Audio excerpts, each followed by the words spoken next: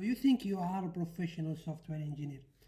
I'm not gonna argue with you because you are a professional. Let's assume you are a professional software engineer.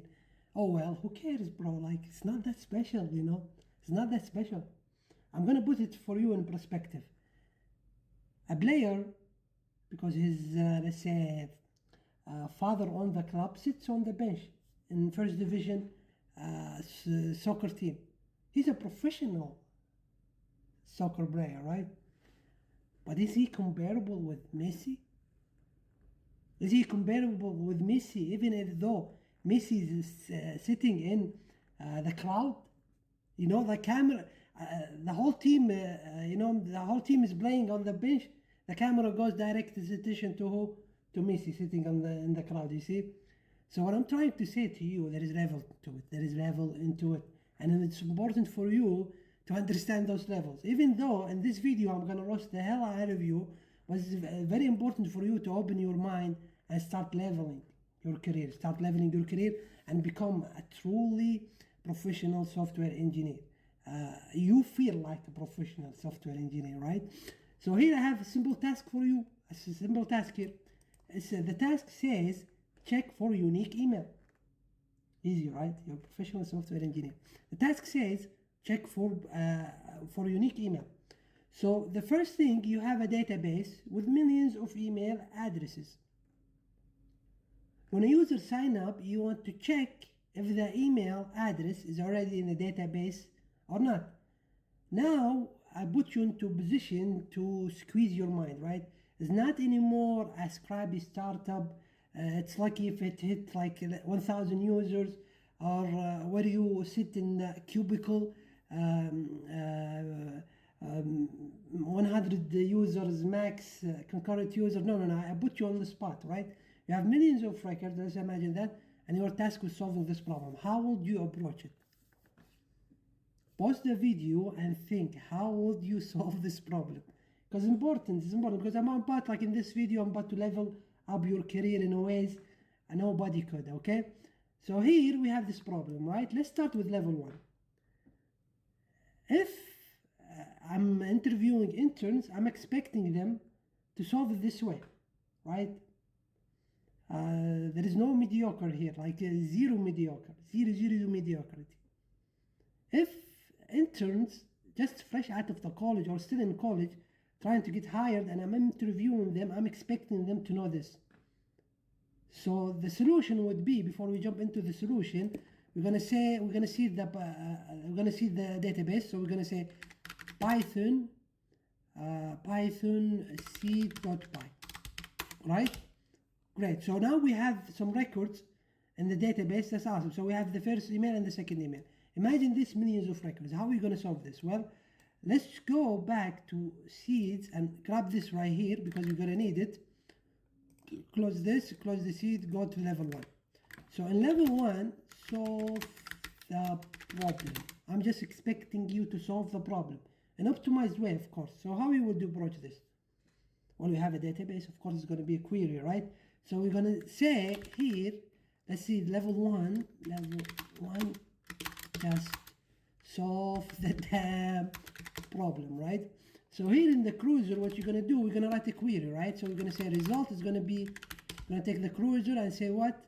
Execute. And what type of query we're gonna run? Well, it's very simple, right? You should know your databases. It's a where closet, right? Select from, where, blah, blah, blah. That's how we're gonna check for the unique email, right? So we're gonna say here, select what? Email, because the field here in seed is called email, right? Yeah, it's called email. So we're gonna go here, select email, where what? Select email from, select email from users. Is that a table name? Yes, so select email from users, where email is gonna equal what? To %, and we're gonna inject that here, and we're gonna say equal to hello3.com.com. I don't care. Okay. Let's look about right. So we checked if the email is unique here, right?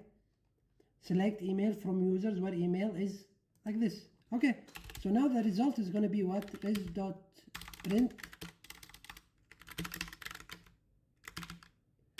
fetch all, I think. I don't know why it's not auto-completing. Res fetch all, and then we're going to print that here. So we're going to say clear Python level 1 dot. So yeah, the email is unique. If we fetch something we already seeded here, it's going to be what is hello.com. So if we went here and just put this in, close it and run it again, well, it's returning some stuff, right? So for us to check, so we're going to say dev is unique result, and we're going to say return result. Len of result is going to be equal to what? 0. So we're going to get a boolean response. So we're going to say this is unique. I misspell it, or is typo here. Great, so we're going to rerun this. False. Sounds good, right? Oh, wait. There is an issue here. Yeah, it's not unique because it returns some result because we didn't put a unique email. So we're going to say 3 and rerun it again. It's true. It's unique. This email is unique. Okay, great. So that's level 1. Okay, that's level 1, right? If you put here like and blah blah blah, no, bro, you get out of here. You're not gonna give the enter. Okay, so that's level 1. Right? I expect you to solve this, like I expect intern to solve this. Just starting their career. Now, if you are like a bit of having like more 2 years of experience, 3 years experience, and you give me this, I will look at you strangely. And just like, you type this solution and just look at me like this. Come on, give me the job. No. You need to know your stuff, right? So now we will jump into what? Level 2. We're going to go to level 2. I'm going to speed up things a bit. So we're going to go here in level 2. What I expect you to know in level 2 as a professional software engineer with 2 to 3 years of experience, 1 to 3 years of experience, I expect you to know, especially if you work in backends or full stack, I expect you to know what indexes are, right? I expect you to know what database indexes are. So here we can level this code easily, make it, right? So make it faster. We're going to make it faster in level 2. How are we going to do that? We're going to create an index. We're going to create an index here, and that index basically what's going to do is going to speed up the code. So we're going to say here, JavaScript create index. So we're going to say here, closer execute what? We're going to say create index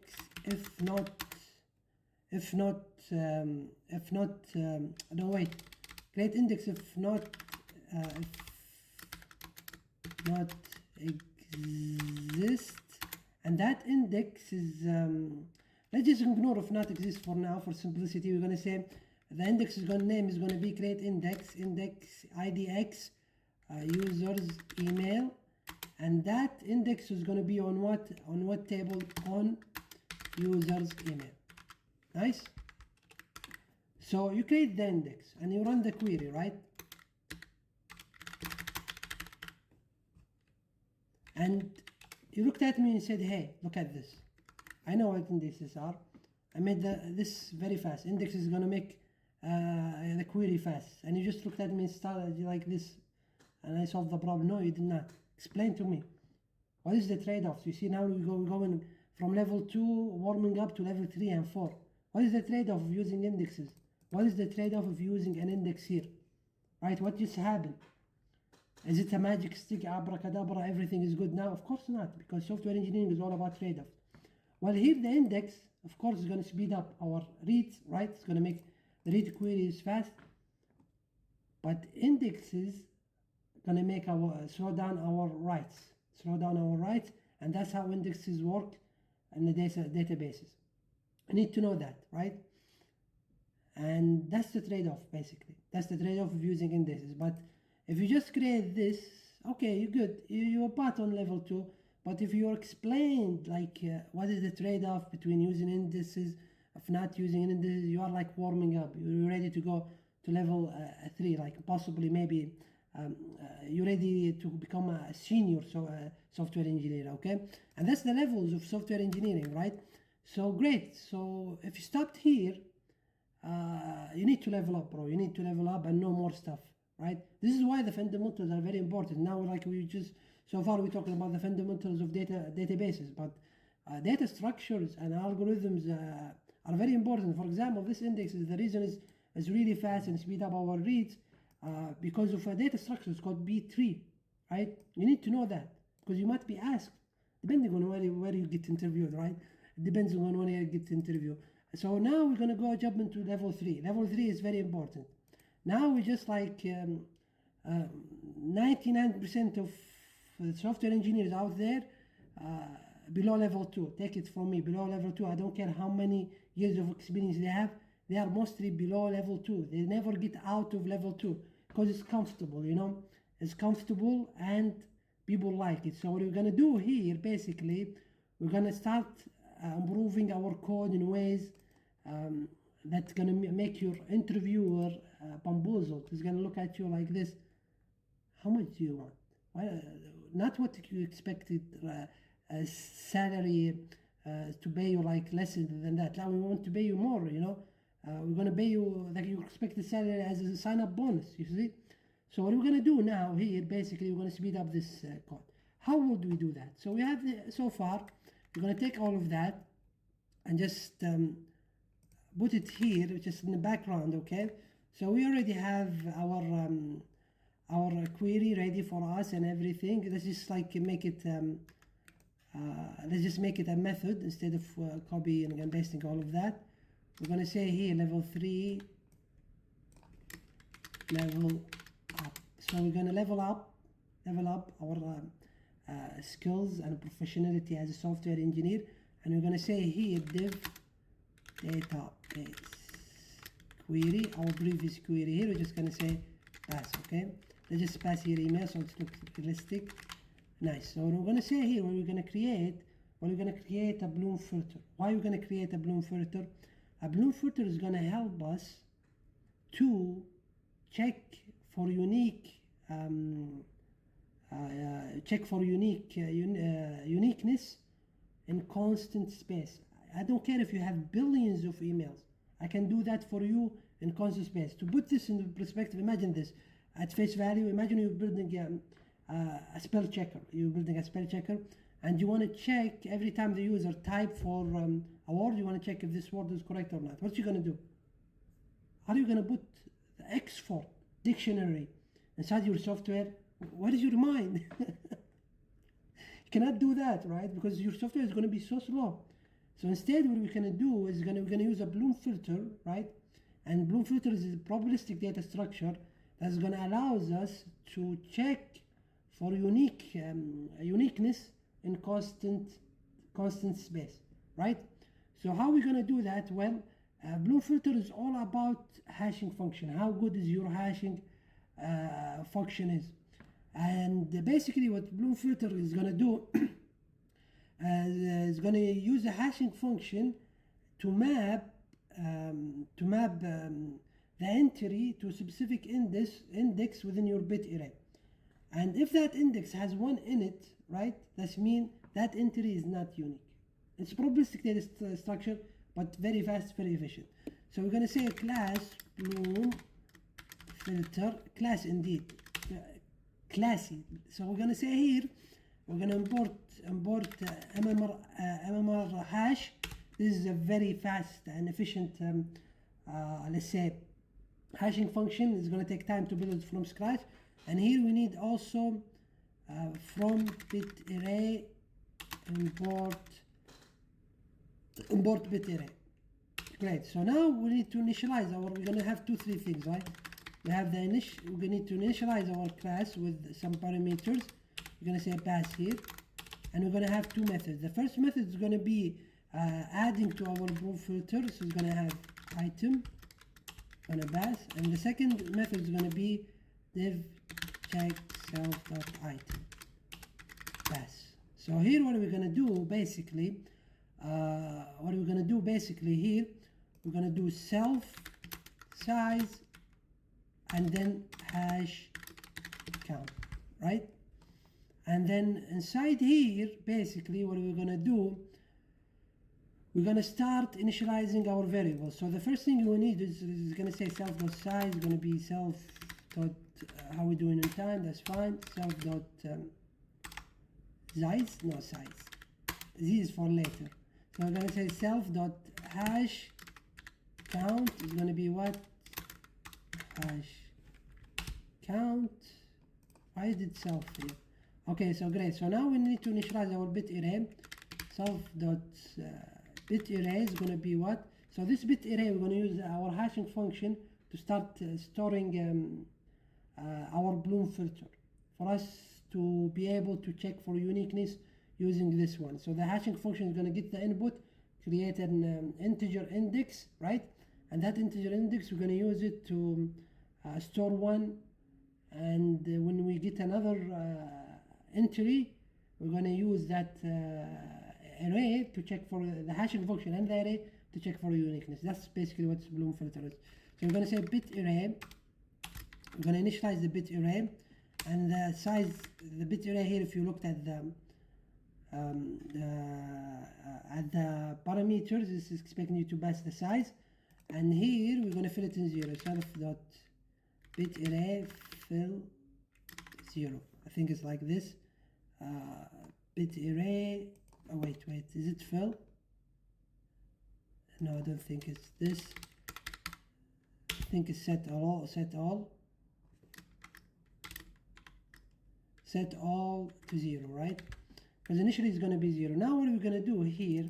Well, the first thing we want to do, we need to get an index. We're going to get an index of this item, and the way we can do this, no wait, the first thing we're going to do here is we're going to say for I in the range of self dot hash count, right? And we're going to say the IDX is going to be mmr3 hash. We're going to do this right here, item I, and then modular self.size. And that's going to be our unique hashing function to store item inside the bit array. So here what we're going to do basically, we're going to say self.bit array for our IDX, we're going to store 1, right? So we now have a unique value lives inside our bit array. So now the way we check, we need basically this, all of this, right? And the only thing we need to do, we're going to grab the index and say if self.bit array IDX, if it's 1, right? We previously added a unique value into a bloom filter. We're going to return false, return true. So let's check our bloom filter. Is it like what we just said? Yeah, of course. So we're going to say bloom filter is going to be what?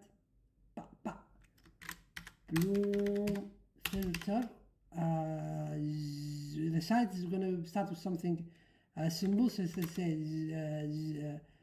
107. 7 is the hash count. So time complexity of our bloom filter is what? Is the hash count. As you can see right here, for I in range of what? Of self hash count. So it's very important to tune those two parameters. So right here we're going to do, because if we like, why it's important for us to tune this with 2 parameters? Well, as we said, it's trade-off, right? Because this is a probabilistic data structure, and if we didn't tune them, tune the bloom filter good for our size of record, our bloom filter is gonna start spitting false positive. What do we mean by false positive? And our problem, original problem, is going to start saying, oh, the email is unique, and it's not, right? Which brings us to level 4. We just warming you up to level 4, and there is levels outside of this, you know. So we're going to say here, PA at hello.com, and we're going to say PA print PA check hello to hello.com. Okay, so we're expecting this to be false, right? So what we're going to do, so Python level 3, and indeed it's false. Look at this magic. So here we're going to say hello, and we're going to expect it to print what? True. hello.hello.com self wait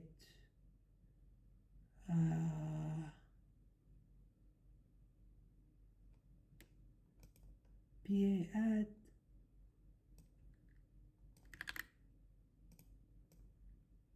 interesting. So if we just run this, it's going to tell us false again. It should return true. Did I do a mistake here?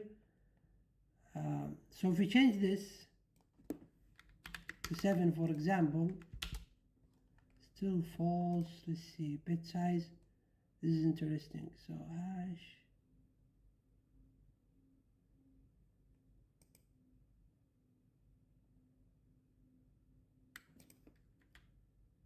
hello 2.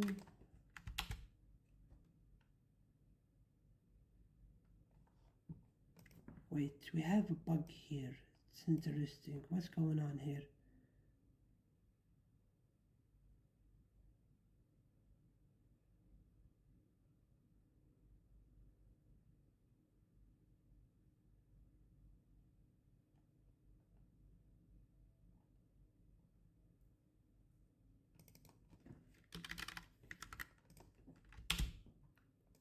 So that's basically what I said in the beginning, because this Bloom filter sometimes can give false positive. As you can see right here, when you run it for this now, it says it's unique true, but if we said hello to, I was like, I don't know what happened. I think it's working correctly. It's going to say false, it's not unique. Indeed, we added it. So if we said hello here, we're expecting what? To be true. No, because why? False positives, you see. So this, we have hash collision, and indeed we proved that this data structure right here is probabilistic, but it works, right? It works for other things. That's why when you say something, your name in gmail.com, like you say ahmed.rakan, for example, and this is going to tell you false always. Why?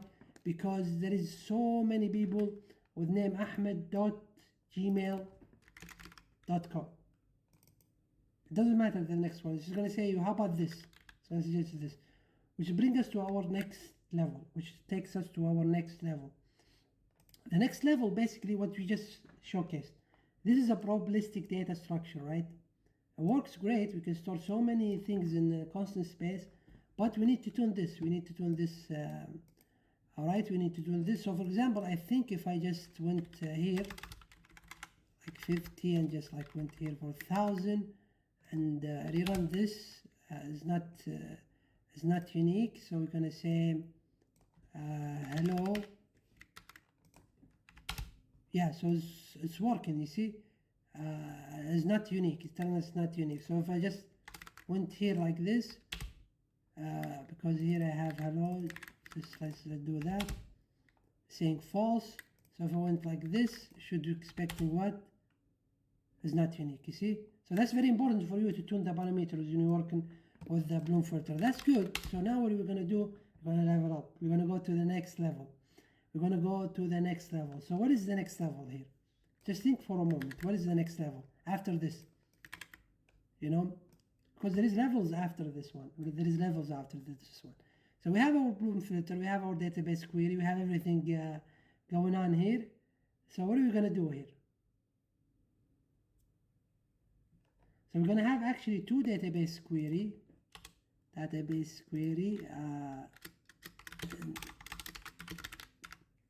we're going to insert an email. We're going to say check, and this is just like let's say SQL query. So what is the next level? Well, we just said in the previous level what is this level is. Basically our Bloom filter is probabilistic. Sometimes it's going to give false positive, and this is a trade-off, right? We need to handle it. Because some users really like their email to be like this: first name plus last name, and they're gonna be really happy about it when their email, and for example gmail.com, is like this. So how are we gonna approach this? How are we gonna solve this problem? Well, we have this option right here. We have this unique option to do, and that unique option is to take two best of the two worlds and make trade-offs willingly to optimize for our needs. So what we're going to do here, we're going to keep this, we're going to delete this and start combining subs. So the first thing we're going to say, div insert user email and self insert, let's say register user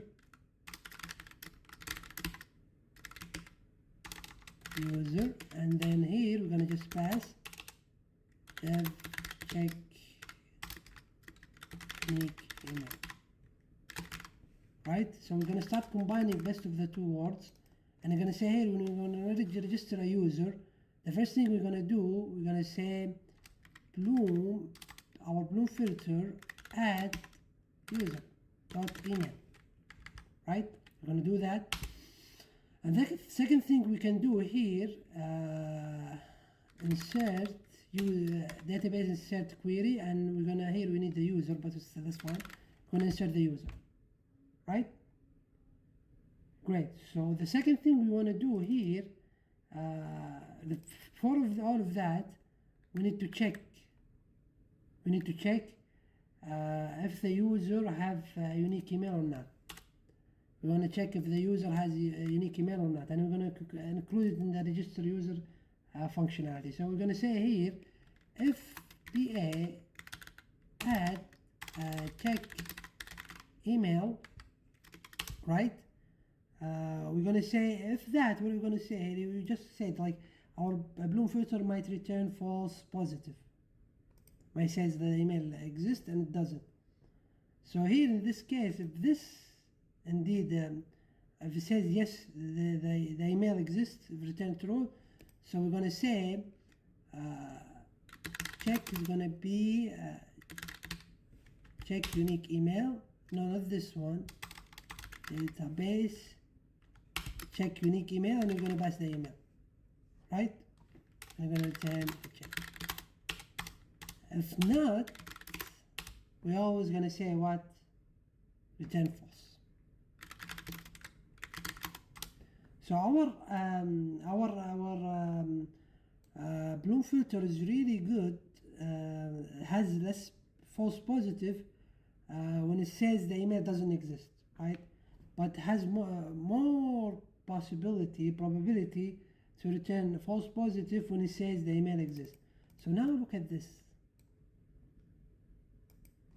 If check unique email, user.email, return error, email exists or not unique. Else do your thing. Yay!